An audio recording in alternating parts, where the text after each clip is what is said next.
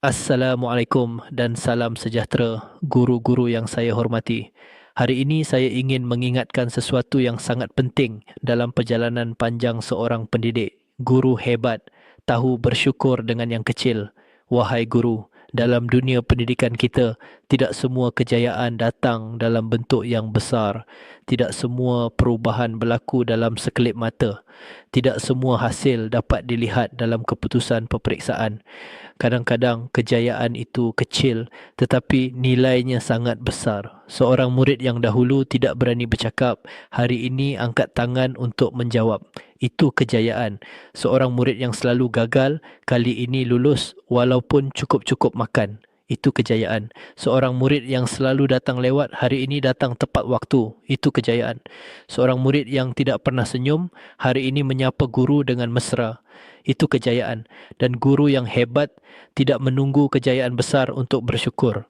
Guru hebat bersyukur dengan setiap perubahan kecil, setiap perkembangan halus, setiap langkah perlahan yang murid ambil. Kerana mereka tahu perubahan besar bermula daripada yang kecil. Wahai guru, bila kita bersyukur dengan perkara kecil, kita akan lebih tenang, kita akan lebih menghargai usaha murid, kita akan lebih sabar dalam mendidik, kita akan lebih ikhlas memberi. Bersyukur menjadikan kita pendidik yang lebih lembut hatinya. Bersyukur menjadikan kita lebih kuat menghadapi cabaran. Bersyukur menjadikan kita tidak mudah putus asa walaupun perjalanan mendidik itu panjang. Sebagai pengetua anda, izinkan saya mengucapkan dengan penuh rasa hormat, teruslah menjadi guru yang bersyukur, kerana syukur menjadikan anda guru yang besar jiwanya. Kita mungkin tidak sentiasa mendapat hasil yang kita impikan, tetapi setiap usaha yang kita beri, walaupun kecil, ada nilainya di sisi murid dan ada ganjarannya di sisi Allah. Sebelum saya akhiri, jika ucapan ini bermanfaat, jangan lupa subscribe channel Pengetua agar lebih ramai guru mendapat inspirasi, kekuatan dan semangat. Terima kasih guru, syukur anda adalah kekuatan pendidikan kita. Assalamualaikum dan salam sejahtera guru-guru yang saya kasihi. Hari ini saya ingin berkongsi sesuatu yang hanya seorang pendidik sejati dapat rasa. Sesuatu yang tidak dapat dibeli, tidak dapat diganti dan tidak dapat diukur dengan apa pun, iaitu hakikat bahawa murid berjaya adalah hadiah terindah untuk seorang guru.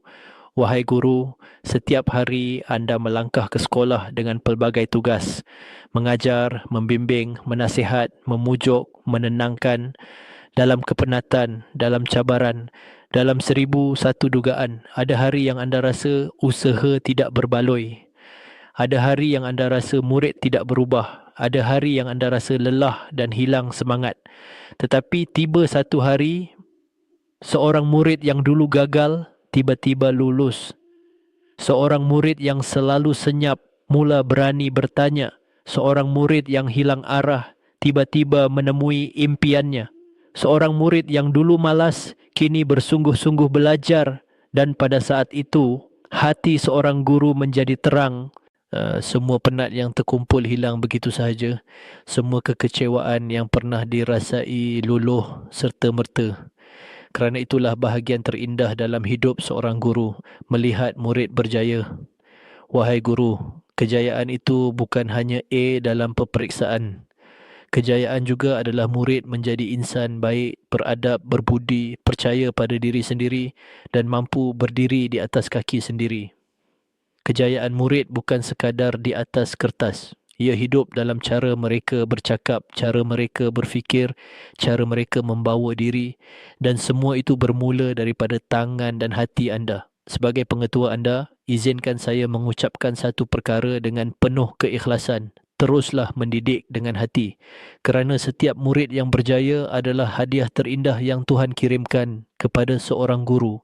Ia hadiah yang tidak dibungkus cantik, tetapi hadir sebagai perubahan, kemajuan dan masa depan yang lebih cerah. Sebelum saya akhiri, jika ucapan ini bermanfaat, jangan lupa subscribe channel Pengetua agar lebih ramai guru mendapat inspirasi, harapan dan kekuatan. Terima kasih guru. Setiap murid berjaya adalah hadiah buat anda.